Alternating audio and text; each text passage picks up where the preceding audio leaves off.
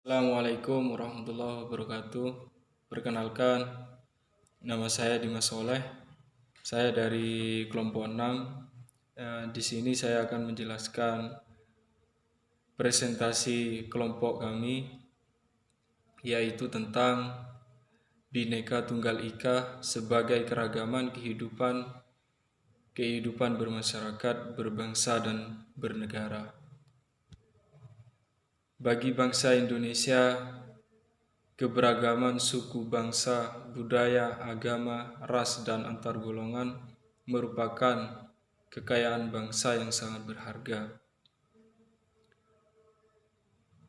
Dan salah satu contoh keberagaman budaya yang sangat bermanfaat bagi bangsa dan negara. Meskipun berbeda-beda suku, bangsa, adat istiadat, ras, dan agama, kita tetap bersatu dalam perjuangan mengisi kemerdekaan untuk mewujudkan cita-cita negara yang merdeka, bersatu, berdaulat, adil, dan makmur. Namun keberagaman bukanlah merupakan unsur perpecahan.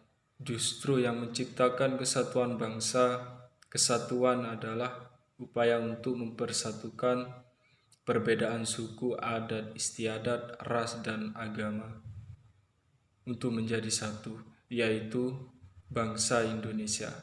Salah satu kekayaan Indonesia adalah memiliki kebudayaan. Jadi yang menjadi arti penting keberagaman bagi bangsa Indonesia ini adalah Tunggal Ika, berbeda-beda namun tetap satu tujuan. Kemanapun kita datang berkunjung di suatu daerah di Indonesia, tentu kita tidak hanya akan menemukan orang-orang asli daerah tersebut, namun ada juga yang perantau yang akhirnya menetap di daerah itu atau sekedar datang untuk jalan-jalan. Sebagai besar masyarakat Indonesia sudah terbiasa dengan adanya orang luar daerah. Perbedaan budaya, suku, ras, dan hal-hal lainnya seakan-akan tidak lagi mempengaruhi kondisi penduduk Indonesia, karena kita sama-sama warga negara Indonesia. Kita bisa menemukan orang-orang asli daerah tersebut. Namun ada juga yang perantau yang akhirnya menetap di daerah itu atau sekedar datang untuk jalan-jalan. Sebagai besar masyarakat Indonesia sudah terbiasa dengan adanya orang luar daerah.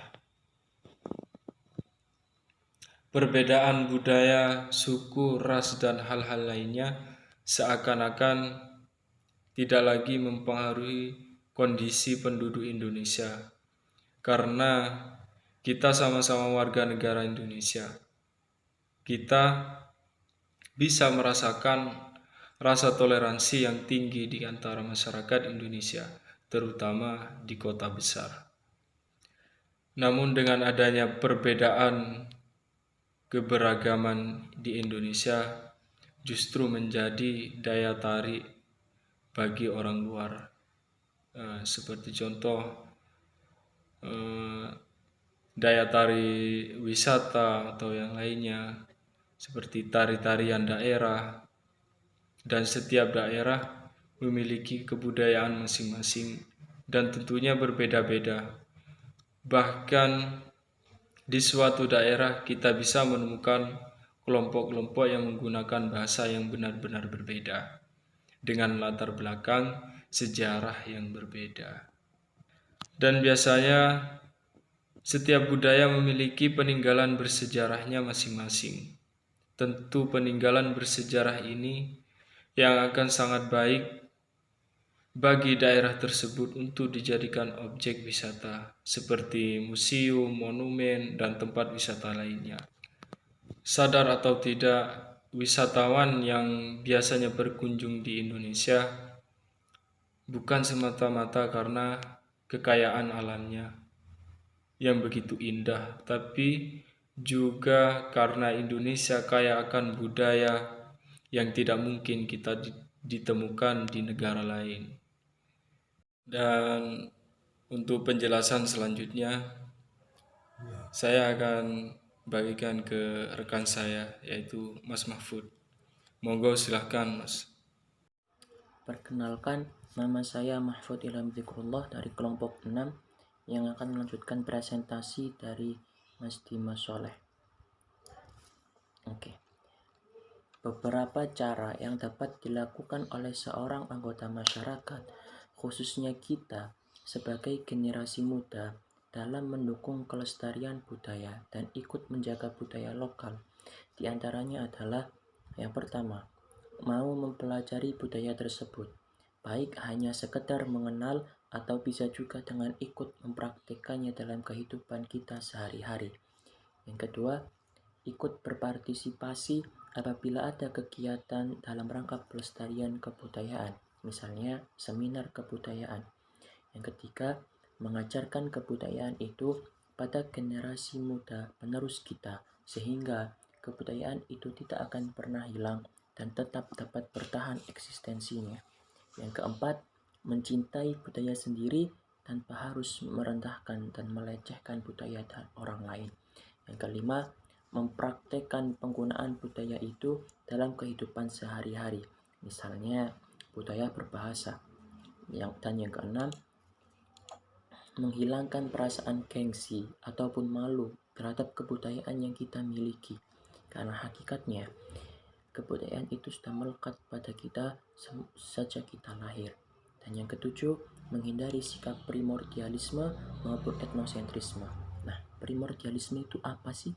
Menurut KBBI, primordialisme adalah suatu pandangan atau persepsi seseorang yang memegang teguh hal-hal yang dibawa sejak ia kecil, baik itu tradisi, adat istiadat, kepercayaan, maupun segala hal yang ada dalam lingkungan pertama dia kecil.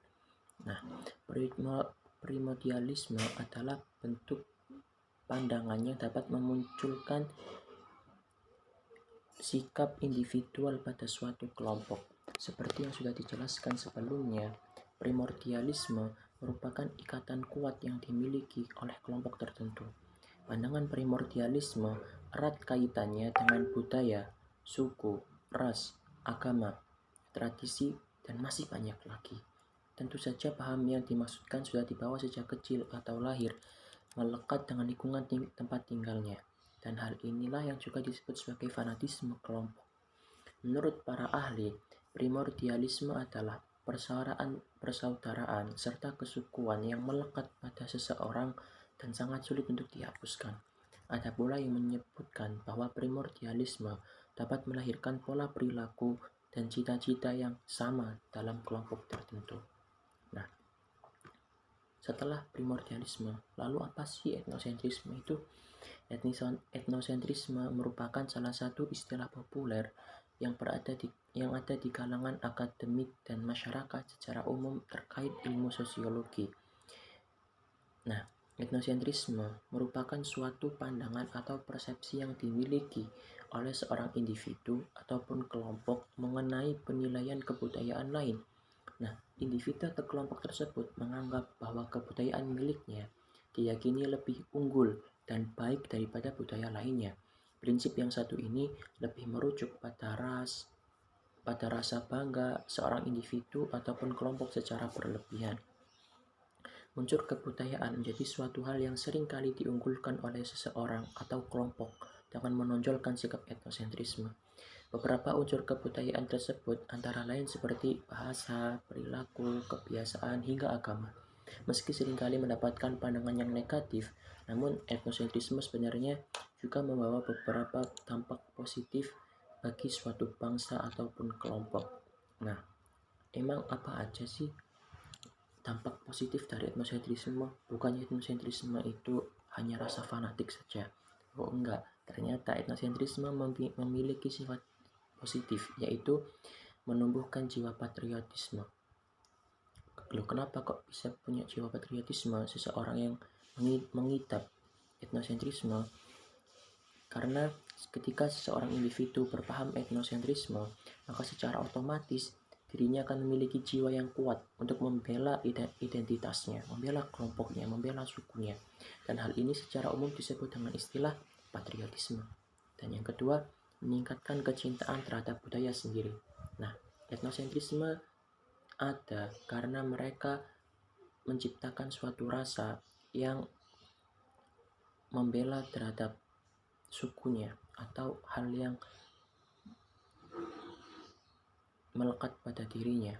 Dengan sikap etnosentrisme, maka kebudayaan dapat dipertahankan sebab kini rentan tergilas oleh proses globalisme serta modernisasi. Dan yang ketiga, menjaga keutuhan multikulturalisme di tanah air. Nah, dampak positifnya berikutnya adalah dapat menjaga multikulturalisme sebagai identitas suatu bangsa. Sebab Indonesia tak lain berdiri dengan adanya falsafah, yaitu Bhinneka Tunggal Ika, yang berarti berbeda-beda tetapi tetap satu jua. Nah, mungkin hanya itu dari kelompok kami, kelompok 6. Jika ada kesalahan kata maupun perbuatan dalam presentasi kali ini, mohon banyak-banyak minta maaf. Wassalamualaikum warahmatullahi wabarakatuh.